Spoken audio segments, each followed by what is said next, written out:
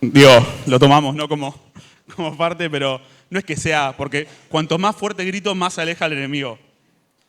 No pasa por ahí. Sí tiene que haber una actitud, ¿sí? Sí tiene que haber una predisposición, pero la autoridad viene de Él. La autoridad viene de Él. Pero si Él puede convencernos que estamos ahí y bueno, tu vida va a ser así y acomodate a eso, creo que nos vamos a perder de mucho de lo que Dios tiene para nosotros. Bueno, vamos a compartir una palabra.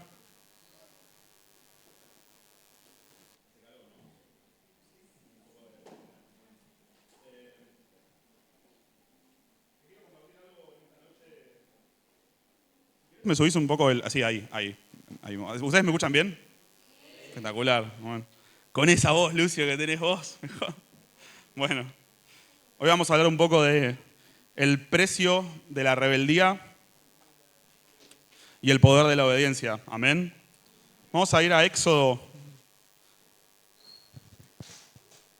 capítulo 10, versículo 3. Acá vamos a hablar de uno que era rebelde en serio. ¿Eh? Entonces vinieron... perdón, ¿puede ser la... ¿Tenés la NTV? Un segundo, ¿eh? No tiene nada de malo la Reina Valera. También la pueden leer, es la misma Biblia, pero... gracias. Así que Moisés y Aarón fueron ante el faraón y le dijeron, esto dice el Señor, Dios de los hebreos, ¿hasta cuándo te negarás a someterte a mí? Deja ir a mi pueblo para que me adore. Quiero que nos quedemos un poco con esta palabra, con esta pregunta, perdón. ¿Hasta cuándo te negarás a someterte a mí? Hay algo que a veces nos pasa cuando vamos a la palabra de Dios y es que nos cuesta verla como un espejo nuestro, ¿no? Porque probablemente nosotros podamos tener la actitud de leer esto y decir que este faraón era terrible, ¿eh? Era duro el faraón, re complicado. Como si nosotros no fuéramos así. ¿Se entiende, no? O sea, es el faraón, pero me cuesta a veces verlo como que es un espejo tal vez que me está hablando a mí directamente. Solemos hacer esto bastante nosotros. Esta palabra era para el faraón en ese momento, pero también es para nosotros hoy. Cuando Dios viene y nos dice, ¿hasta cuándo vas a negarte a someterte a mí? ¿Se pusieron a pensar alguna vez que, todos sabemos cómo termina esta historia, ¿no? El faraón, final feliz, vive para siempre. No, muere él y todo su imperio. Yo en la semana me ponía a pensar, ¿no? ¿Y si Faraón hacía caso, qué hubiera pasado? Si posta, ¿no? Si Faraón hubiera dicho, ¿sabes qué? Sí, mala mía, vamos a dejar ir al pueblo a adorar y todo bien. ¿Qué hubiera pasado? La realidad es que no sabemos, pero tenemos ejemplos de otros reyes que sí hicieron lo que Dios les decía y su reino prosperaba. Y tenían un reinado súper largo y les iba muy bien. Pero Faraón no, Faraón lo perdió todo. Perdió su familia, su ejército, su imperio y también se perdió a él mismo, perdió su propia vida. ¿Por qué? Porque Faraón era Dios para sí mismo. Y nosotros no somos tan insolentes como Faraón, porque Faraón se hacía una estatua de él mismo y decía, yo soy Dios.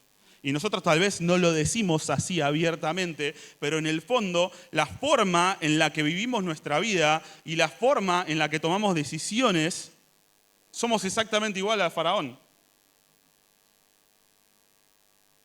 A mí nadie me va a decir lo que tengo que hacer. No hace falta que yo lo diga en voz alta. Es una actitud del corazón eso. Es algo que me pasa adentro. Faraón sí lo decía. Tal vez era hasta más honesto de su parte. Nosotros somos acá, todo por adentro, ¿no? Yo no voy a darle el gusto a nadie porque si yo cambio, la otra persona va a pensar que yo cambié porque me lo dijo. Y no. Somos así, bueno. No, pero ustedes no son así, ¿o no? Otras personas en otras iglesias son así. Yo vine, meditando un poco esta semana en este tema de la rebeldía, ¿no? Y cómo es la causa de por qué muchas veces nuestra vida, yo a veces uso esta frase con mi esposa y le digo, como que no va ni para adelante ni para atrás esto. ¿Te pasó alguna vez sentirte así? Estoy como dando vueltas, no voy ni para adelante ni para atrás. ¿Por qué nuestra vida tiene tantas áreas que no avanzan? Muchas veces las cosas que nos pasan no son para nosotros. Las cosas que nos pasan tal vez son circunstancias que Dios permite en nuestra vida para beneficio de otros. Pero estamos tan acostumbrados a vivir nuestra vida para nosotros mismos que nos cuesta mucho creer que Dios nos puede usar en eso. Yo entiendo que Dios me puede usar, predicando. Oye, el que predica, Dios te reusa. Y eso es que Dios te use. Y Dios quiere usar tu vida así como, ¿cómo te puedo decir? Tu vida entera. Como una radiografía así completa, de pies a cabeza, en todo lo que te pasa, en lo que no te pasa, ¿sí? Eso es que Dios te use para afectar la vida de otros, pero a veces el problema es que nosotros le ponemos como un parate a la obra de Dios en nosotros, ¿no? Entonces tal vez una pregunta que es importante hacerse es, ¿cuánto le estoy permitiendo a Dios que toque mi vida? ¿Cuánto estoy permitiendo a Dios que me moldee?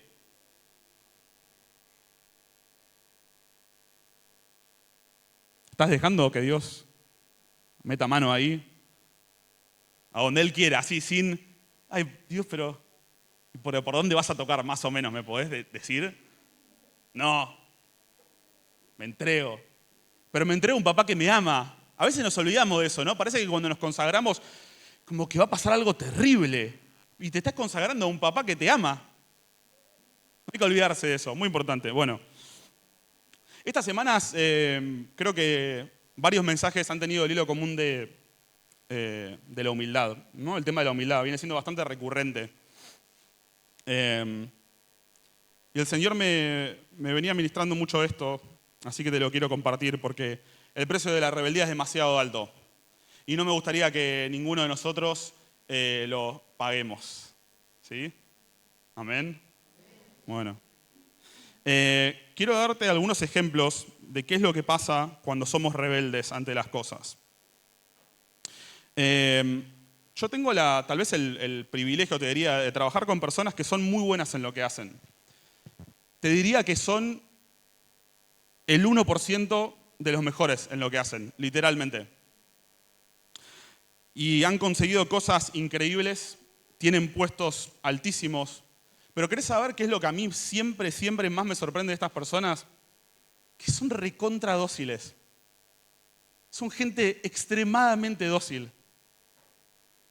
Si vos los entrenás y les decís, escúchame, quiero que hagas esto, quiero que dejes de hacer esto y quiero que empieces a hacer esto otro, ellos te dicen, bueno, dale.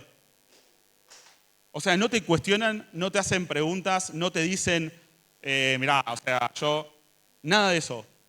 Escuchan, lo anotan y lo hacen y lo cambian. Entonces, para mí, no es un gran misterio de por qué estas personas tienen tanto éxito en la vida, ¿no? En lo que hacen. Estamos hablando de cosas naturales, ¿sí? Profesionales, si quieren. Pero no es un misterio de por qué ellos tienen los resultados que tienen. Y es porque se ponen bajo autoridad. Cumplen un principio espiritual sin siquiera nunca haber leído la Biblia.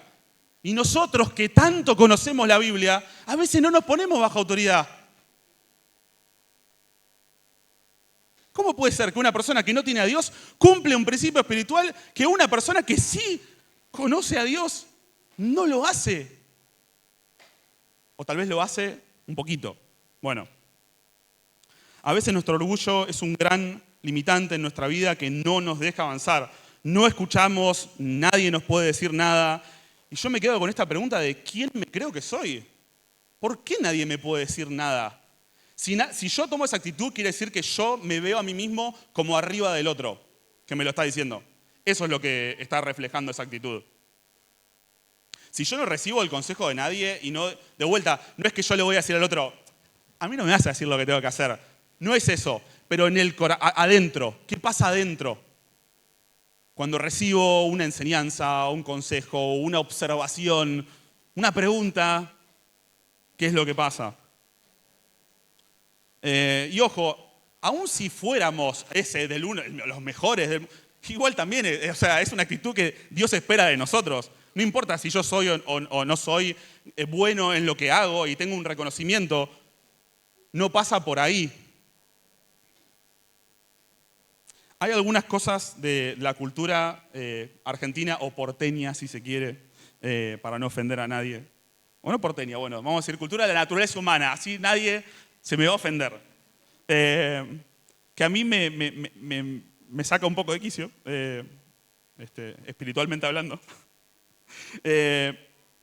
A veces no tenemos de dónde agarrarnos, pero nos creemos que somos los mejores de todos. Y yo a veces me quedo pensando, che, pero ¿cuál es la evidencia de esto? ¿A dónde te parás para tomar esta actitud?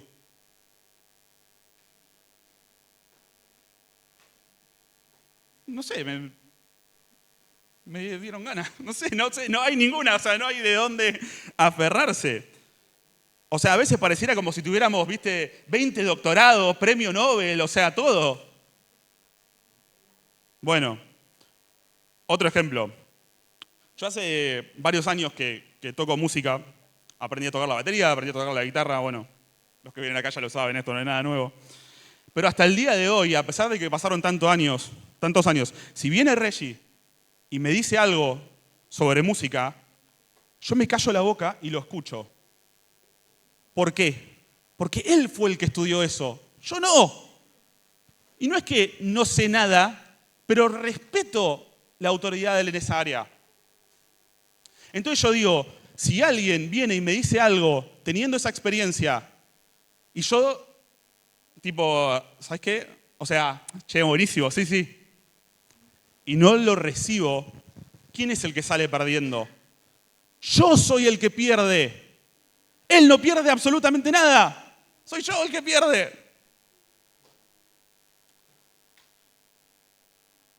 Todos los días podemos estar o podríamos estar acumulando lecciones de las personas que nos rodean.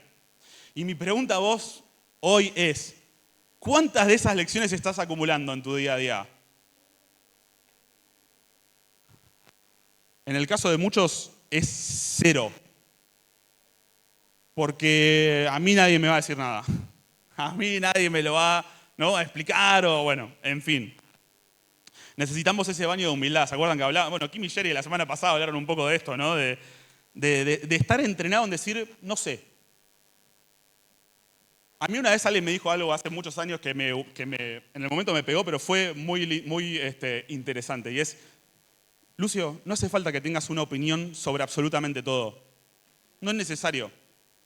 Viste que a veces uno tiene una opinión sobre todo. Ni sabe lo que... No sé ni de qué están hablando, pero mi opinión es esta. Está bien a veces quedarse ajeno a la conversación, ¿no? Y decir, yo me meto acá, voy a escuchar, no voy a decir nada.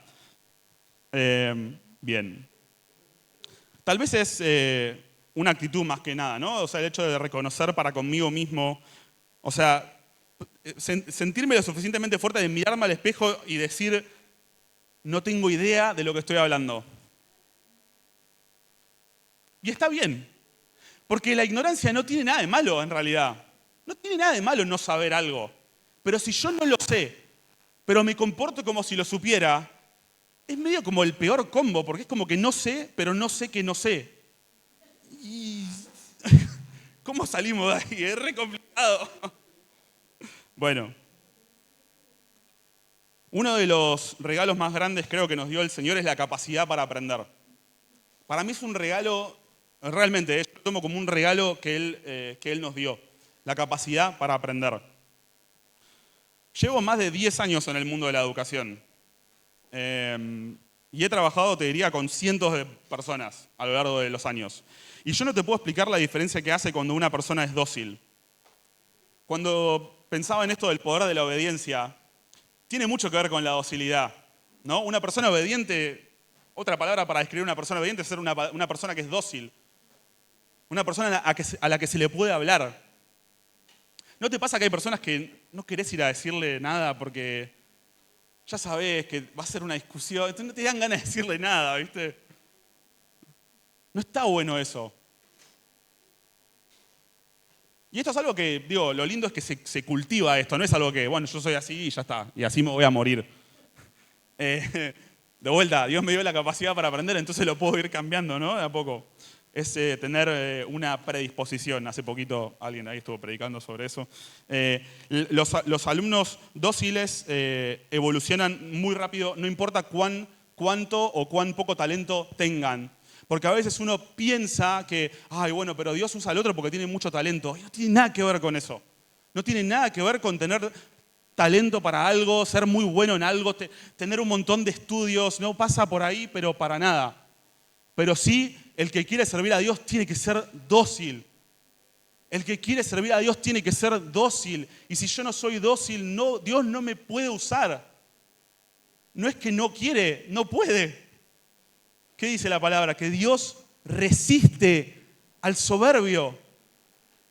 Como que no puede. Hay como una barrera, ¿no?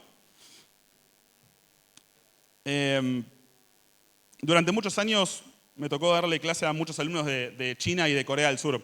Más de 100 alumnos debo haber tenido de estos países. Y lo más increíble y destacable de estos alumnos, ¿saben qué era? El inmenso respeto que tenían por la autoridad. Nosotros vivimos en una sociedad que la autoridad está, ¿viste cómo es? Pasa a la cancha y pasa el policía y... Las autoridades acá no tienen, o sea, -10.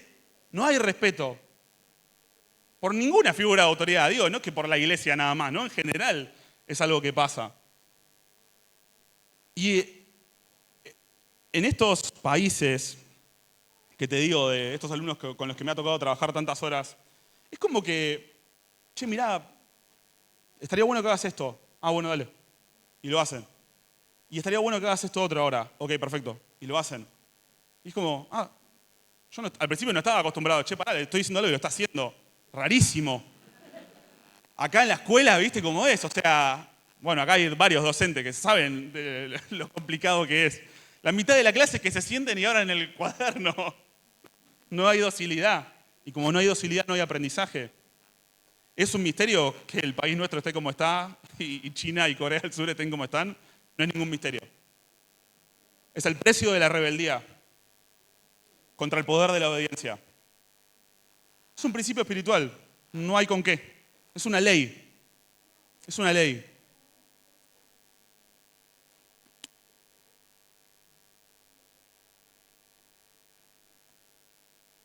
Hay gente que escucha esta frase, no sé si la escucharon alguna vez, yo solo sé que no sé nada. ¿La escucharon alguna vez? Hay gente que escucha esta frase y dice, ay, qué frase más tonta, qué ridícula esa frase, ¿no?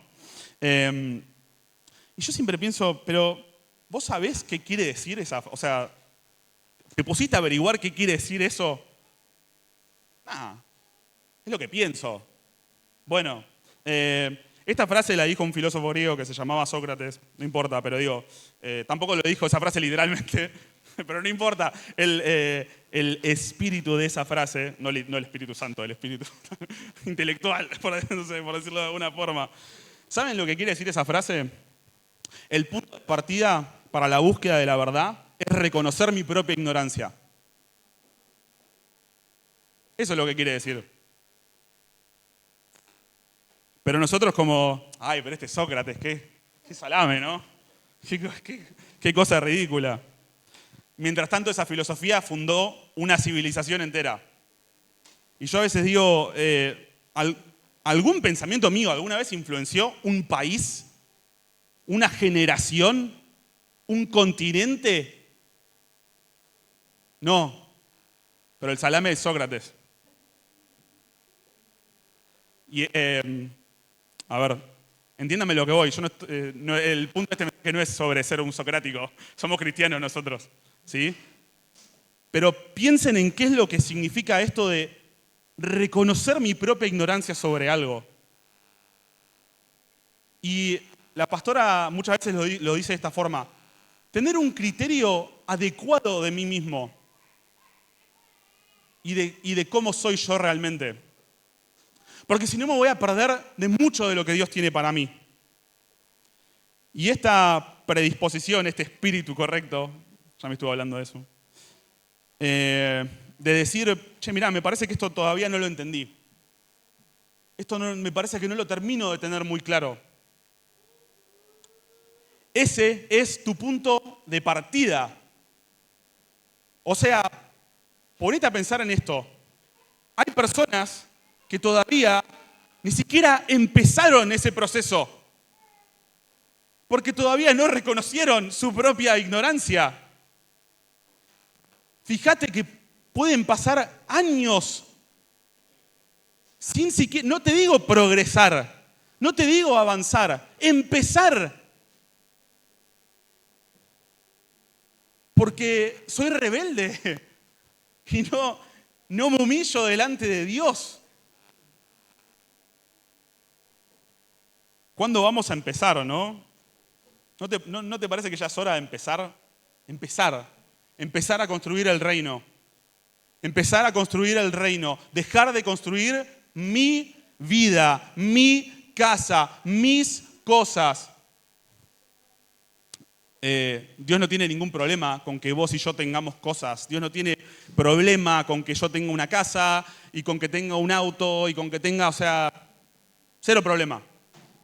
El problema es que yo quiero tanto eso, estoy tan desesperado por todo eso que no me importa más nada de lo otro. Entonces esas prioridades están totalmente invertidas, ¿no? ¿Qué dice el Señor? No, pará. Eso es lo que se te da por añadidura, pero la prioridad es esta. Y hay que decidir alrededor de las prioridades, no alrededor de los deseos de mi carne. ¿Qué diferencia a la iglesia del mundo si los deseos son exactamente iguales? ¿Que el mundo no desea tener una casa, un buen pasar económico? Y si vos me decís, somos exactamente iguales entonces, deseamos exactamente lo mismo que el mundo, ¿cuál es la diferencia que marcamos entonces?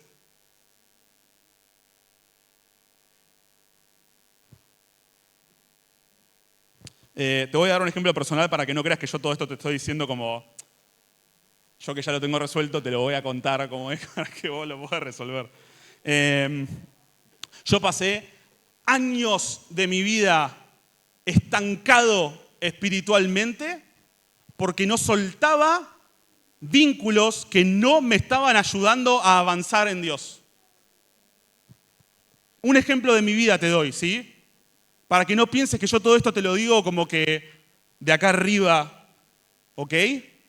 Entonces te lo digo así porque me encantaría poder ahorrarte todo ese tiempo y decirte, si vos sentís que Dios te está empujando a soltar cosas, a abandonar cosas, a cambiar el rumbo, humildad, decir, Señor, me parece que venía eligiendo para el otro lado y tengo que cambiar. Y reconocerlo. Y esa es la pregunta, ¿hasta cuándo vas a negarte a someterte a mí, a lo que yo tengo para vos? Imagínate que vos te pasás toda la vida, yo mi casa, quiero construir mi casa acá, y vos te construís una casa ahí, un buen ambiente, y Dios capaz tenía, qué sé yo, una mansión preparada para vos, ¿me entendés? Pero por resistirte, yo quiero esto, y me pierdo de lo mejor que Dios tiene para mí, me lo pierdo. Y no pasa por tener algo más grande o más lindo o lo que sea, pasa porque es lo que Dios tiene para mí. No hay nada más lindo que eso. ¿Se va entendiendo? ¿Sí? Primera de Samuel 15, 22 y 23. Fíjense cómo la rebeldía y la desobediencia van totalmente de la mano. Samuel respondió, ¿qué es lo que más le agrada al Señor? ¿Tus ofrendas quemadas y sacrificios o que obedezcas a su voz?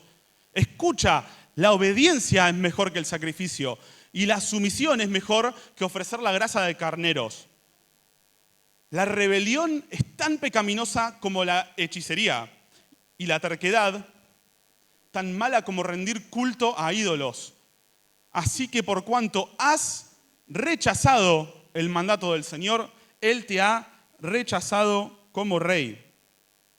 Nuestra desobediencia tiene consecuencias, porque lo que Dios planificó para nosotros, si nosotros no lo hacemos, Dios va a levantar a otro. El propósito de Él se va a cumplir. Pero si vos te negás a someterte a Él, va a levantar a otra persona para que lo haga. Fíjense que el plan de Dios era muy claro. Volvamos atrás al versículo 3 de este mismo capítulo. ¿Cuál había sido el mandato de Dios? Clarísimo. Ve ahora y destruye por completo a toda la nación amalecita. Hombres, mujeres, niños, recién nacidos, ganado, ovejas, cabras, camellos y burros. ¿Pero qué hizo Saúl? Versículos 7 al 9. Luego Saúl mató a los amalecitas desde Ávila hasta llegar a Shur, al oriente de Egipto. Capturó a Agag, el rey amalecita, pero destruyó por completo a todos los demás. ¿Saúl y sus hombres por completo lo destruyeron? No. Le perdonaron la vida a Agag y se quedaron con lo mejor de las ovejas y las cabras, del ganado, de los becerros gordos y de los corderos. De hecho, con todo lo que les atrajo. Solo destruyeron lo que no tenía valor o que era de mala calidad. Porque Dios no entiende. Él no se dio cuenta que acá, Él vio todo esto acá, pero en ese rincón había algo que, o sea, destruir eso no tiene sentido, ¿me entendés? Había que, bueno, fíjense versículos 32 y 33. Cuando Samuel se entera, ¿no? Y después de esto que leímos más arriba, que le habla del pecado, ¿no? De la desobediencia. Bueno, luego Samuel dijo, tráiganme al rey Agag. Agag llegó lleno de esperanza porque pensó, seguramente ya pasó lo peor y he sido librado de la muerte. Pero Samuel le dijo, como tu espada ha matado a los hijos de muchas madres, ahora tu madre se quedará sin hijos. Y ahí debería decir, Saúl. Saúl lo tendría que haber matado. ¿Te das cuenta que si vos no haces lo que Dios te manda hacer, Dios va a levantar a otro? Lo que Él planeó se va a cumplir igual.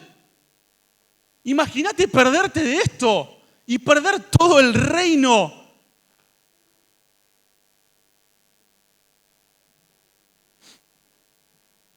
Lo que no hizo Saúl, Dios lo hizo por medio de Samuel. Si yo no hago lo que yo tengo que hacer, Dios va a levantar a otra persona.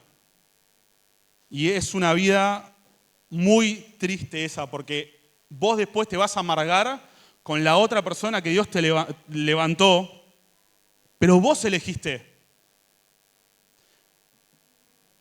Vos te vas a amargar como Saúl se amargó con David.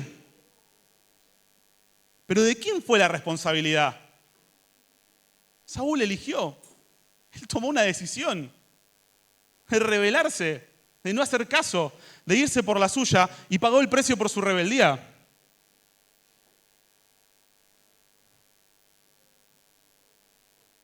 Tener un espíritu correcto tiene que ver con eso, ¿no? La culpa no es de los demás. La culpa no es de los demás. Fue mi decisión. Es mi decisión. Yo elegí. Yo estoy eligiendo vivir la vida como la estoy viviendo ahora. Y si hay algo que no me cierra o que siento que tal vez Dios me está pidiendo que cambie, también puedo elegir eso. El grano tiene que caer a tierra y morir. Tiene que. Lo que yo quiero, cómo yo quiero vivir mi vida, lo que yo quiero que pase, todo eso tiene que morir. Mis sueños, mis expectativas, lo que yo pensé que iba a pasar y no pasó, lo que a mí me hubiera gustado que pasara y pasó de otra manera, tiene que morir. O acepto vivir una vida sin fruto para Dios. Esa también es una opción. Lo que pasa es que eso es muy como, no, pará, no, eso no. Porque ya sabemos que está mal. Y si lo reconociéramos así, estaría demasiado evidente que tenemos que cambiar porque hay algo ahí que no va.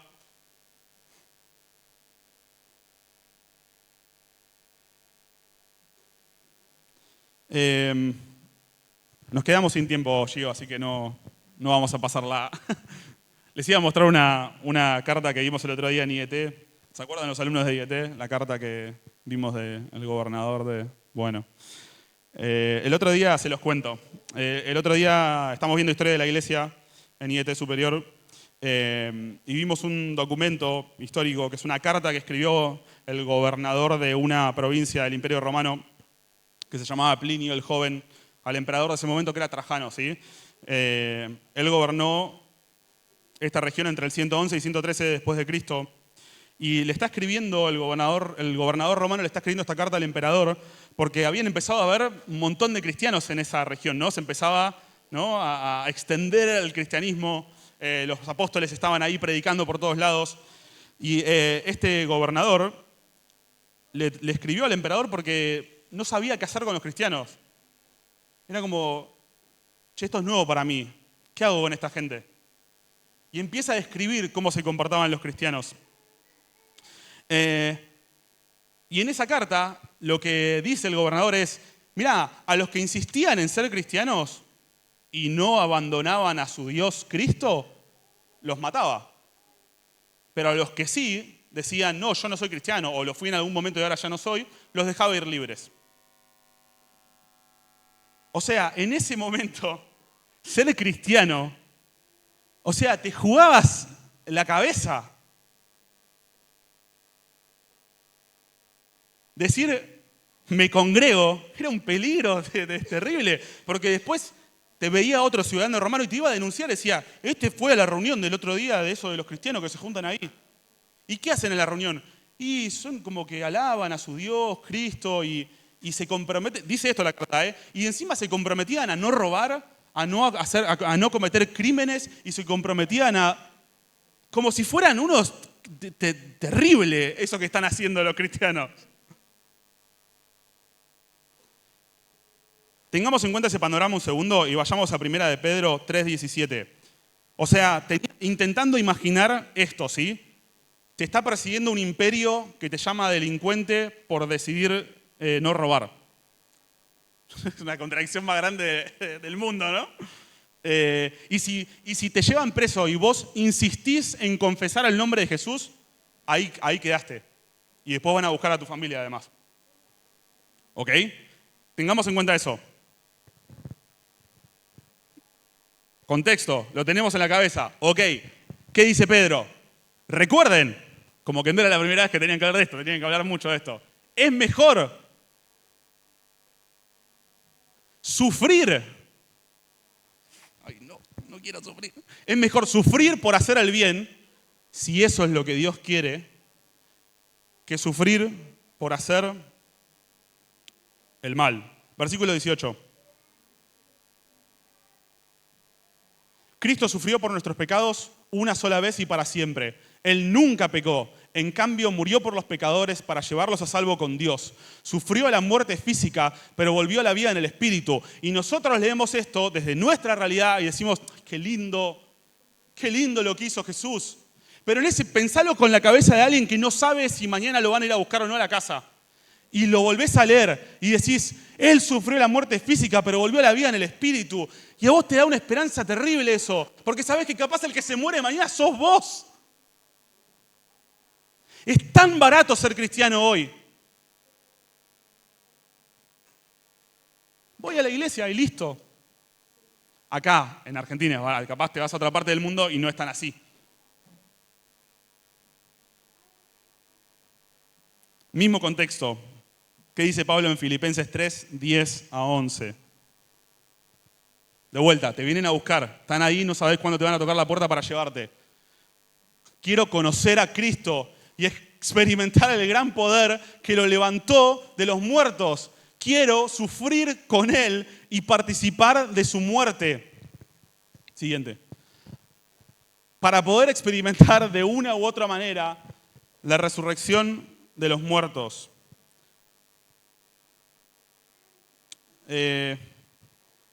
Creo que no todos saben esto, así que les voy a poner en contexto de algo personal nuestro que estamos pasando como familia. Este año nosotros perdimos 2 bebés. Mi esposa había quedado embarazada más o menos a principio de año y al mes y pico, 2 meses, lo perdimos. Y seguimos buscando y quedó embarazada de vuelta. Y al tercer mes fuimos hace más o menos 2 semanas a la ecografía a ver cómo seguía y nos dijeron que se había interrumpido ese embarazo, que ese corazón ya no latía más.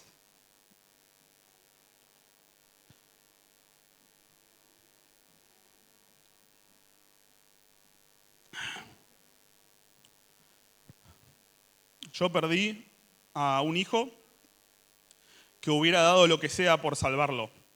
Si vos me pones el mundo entero acá y a mi bebé al otro lado, quédate con el mundo y dame a mi bebé. ¿Sí? Yo creo que esto todos los padres de acá lo entienden muy bien y los que no son padres también se lo pueden imaginar, ¿ok? ¿Y saben qué es lo que me ministraba el Señor? Lucio, vos no tuviste opción. Tuviste una circunstancia y lo perdiste. Y no tenías cómo salvarlo. No tenías ni los medios ni el poder. Pero yo, Dios, decidí de manera muy consciente entregar a mi bebé, a mi único hijo, porque a mí no me cabe lugar a dudas que con mi esposa vamos a tener muchos hijos, porque esa es la promesa de Dios. Pero el Señor tuvo uno solo.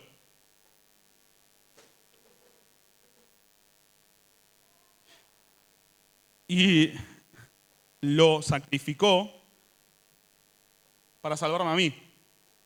Cuando yo hubiera hecho todo lo posible por sacrificar a cualquier otro para salvar a mi bebé. Yo no elegí esta calamidad, pero Él sí eligió. Yo estoy sintiendo el dolor de perder un hijo que no vi crecer.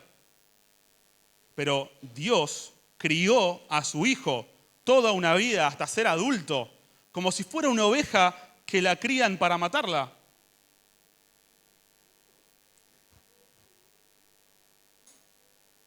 Y Jesús eligió cada segundo, desde que supo que iba a morir hasta que sucedió, Él eligió eso, cada segundo, porque Él era un hombre como vos y como yo. Porque a veces nos escapamos con esto de, bueno, pero Él era Dios, como que eres diferente. No. Él vino como hombre y decidió. Como vos y yo podemos decidir hoy, exactamente igual, igual. No hay ninguna diferencia.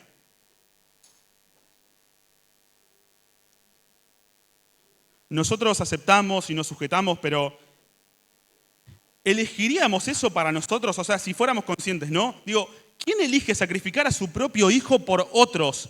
Y por otros que encima ni siquiera lo merecen. ¿Vos elegirías sacrificar a tu hijo para salvar a un violador? En serio, yo quiero que lo pienses. Considéralo. ¿Lo harías? Si somos sinceros con nosotros mismos, probablemente no lo haríamos. ¿Ok? No lo haríamos. Es un escándalo la cruz. Es un escándalo.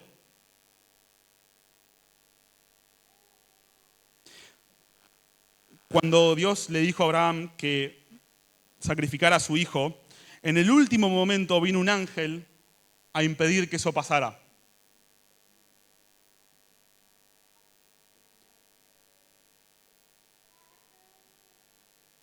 ¿Concebís sacrificar a tu hijo? O sea, vos de tu propia mano.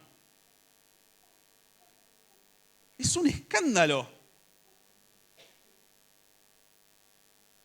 Y Dios mandó a Abraham a hacerlo, pero en el último momento detuvo su mano. Pero él no detuvo su propia mano para sacrificar a su propio hijo. No lo hizo.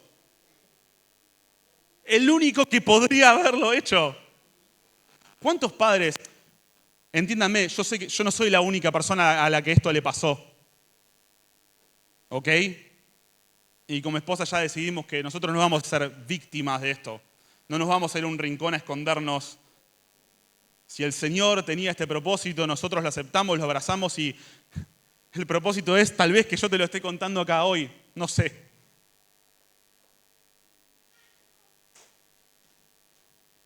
Que el justo muera por el culpable. Segunda de Corintios 5:21. Esta sí te pido la Reina Valera. Las teclas más rápidas del oeste. Al que no conoció pecado, por nosotros lo hizo pecado, para que nosotros fuésemos hechos justicias de Dios en él. Probablemente uno de mis versículos favoritos. ¿Sabes cuál es la parte de este versículo más favorita mía?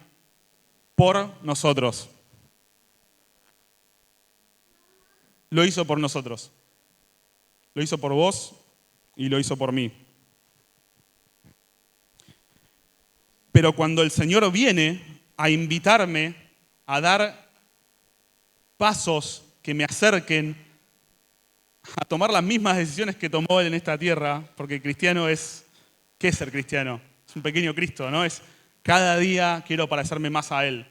Quiero identificarme cada vez más con Cristo en todo, menos en el sufrimiento, pareciera. En todo. Si yo quiero identificarme con Cristo, es en todo. El llamado al discipulado es ese. Tomar la cruz, negarme a mí mismo y seguirlo.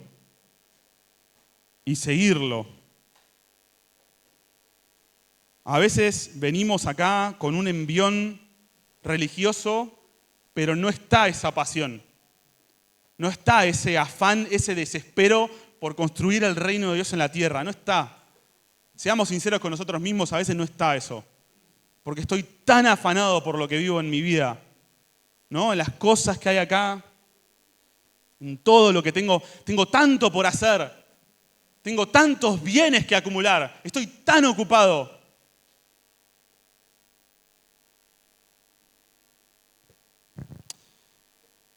¿Qué es lo que pasa dentro nuestro cuando Dios trabaja?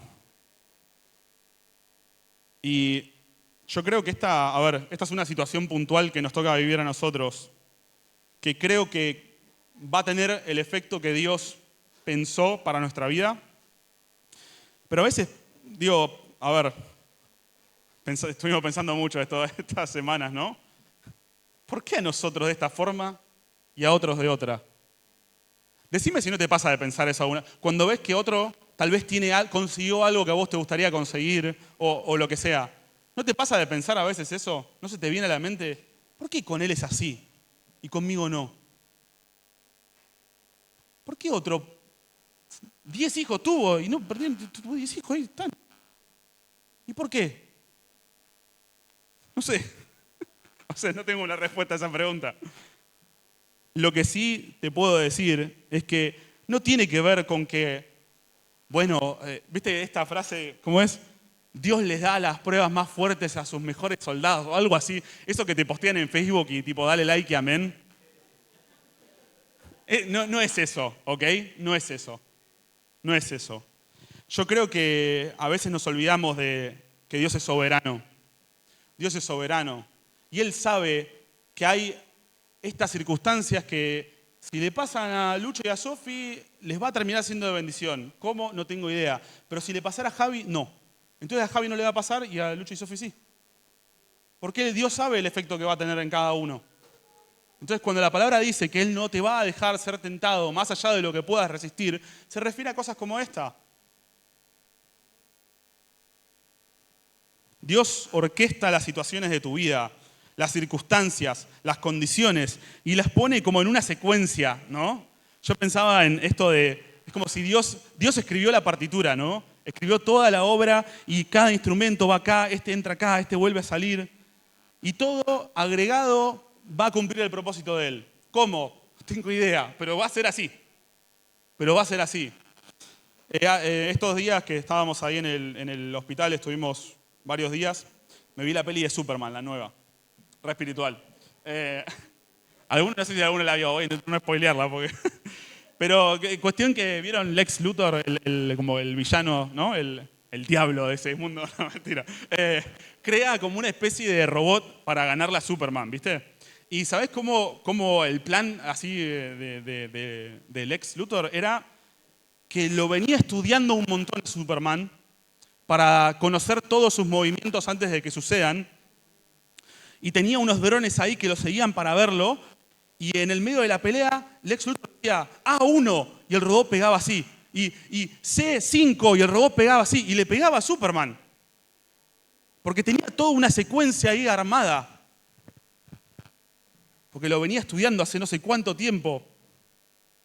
Después pierde, obvio, ¿no? Obvio que gana Superman. Spoiler, gana Superman. Pero el punto que yo quiero dejarte con esto es, a mí me pareció una explicación tan gráfica de lo que es la soberanía de Dios, ¿no? De que las secuencias específicas, que cómo tiene que suceder cada cosa en mi vida para cumplir el propósito, el que lo sabe es Dios. Yo lo único que puedo hacer es someterme a eso, nada más. Imagínate si Dios tuviera que sentarse a explicarme la explicación cósmica de cómo y por qué esto acá y esto así. Es imposible, no tengo cómo entenderlo.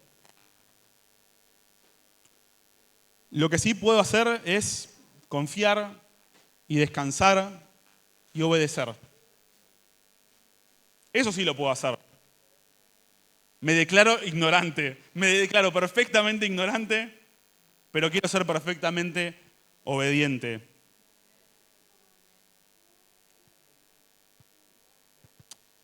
Marcos 14, 26. Ya termino.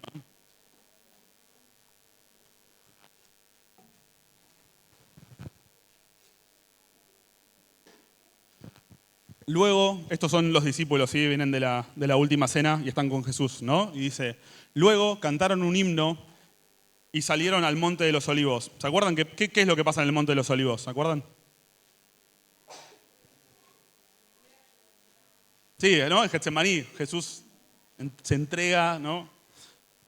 Algunos comentaristas sugieren que el himno este que cantaron, que dice acá Marcos, era el Salmo 118, a donde dice, alabad a Jehová, porque Él es bueno, porque para siempre es su misericordia. O sea, antes de la peor agonía y del peor sufrimiento de su vida, Jesús alabó. Y dijo, papá, te alabo, para siempre es tu misericordia. Hoy me vas a hacer sufrir, pero te alabo, porque para siempre es tu misericordia. No entiendo nada de lo que está pasando, pero te alabo porque para siempre es tu misericordia.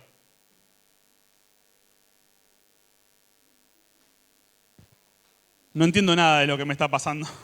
No entendemos nada de lo que nos está pasando. Con mi esposa, con mi familia, no entendemos nada. Pero lo alabamos, porque para siempre es su misericordia. No quiere decir que es fácil.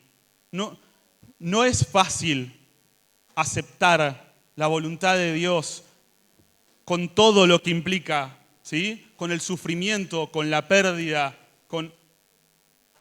No es una invitación fácil. Pero el Señor no te lo enmascara. Él te dice todo lo malo y te dice todo lo bueno. Y nosotros sabemos que hay un propósito atrás de lo que hace Él. Pero que si me rebelo, no voy a ver el fruto de nada de eso.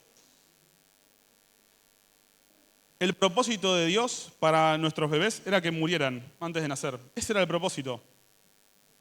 ¿Y cómo Dios puede usar eso para compartírtelo acá hoy? Es el grano que cae a tierra y muere, pero que da mucho fruto. Que va a ser algo en nuestra vida, que va a ser algo en tu vida. Y así tiene que ser, con cada circunstancia. Me encantaría invitarte a que reflexiones sobre las circunstancias de tu vida, sobre lo que hoy te está tocando vivir. Yo sé que estás pasando por un momento de pruebas, tenés dificultades, la vida tal vez no está haciendo todo lo que a vos te hubiera gustado que fuera, pero la invitación del Señor hoy es decir, no te rebeles, no te rebeles, no me resistas más, no resistas mi voluntad, no te niegues a someterte a mí, porque lo que yo tengo para vos es bueno. Por más que haya momentos de sufrimiento, por más que vos vas a perder un montón de cosas, vamos a perder en este mundo.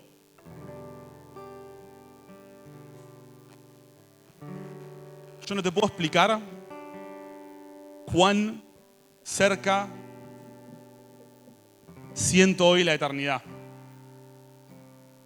El año pasado murió mi mamá.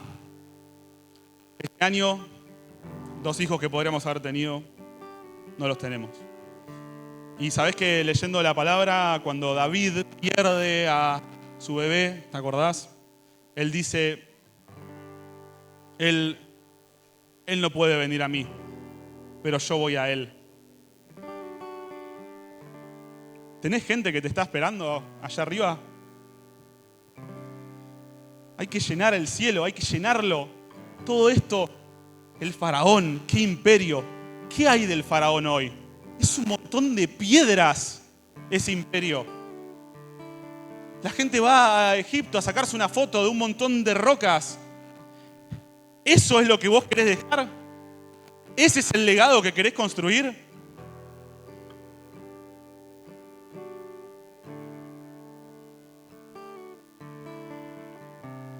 Elegir la voluntad de Dios es lo mejor que me pasó en la vida.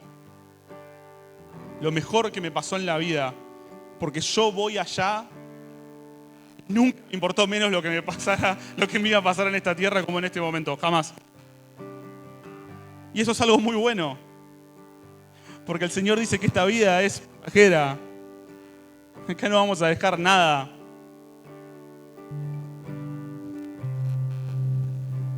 Te invito a ponerte de pie. Vamos a adorar a Dios.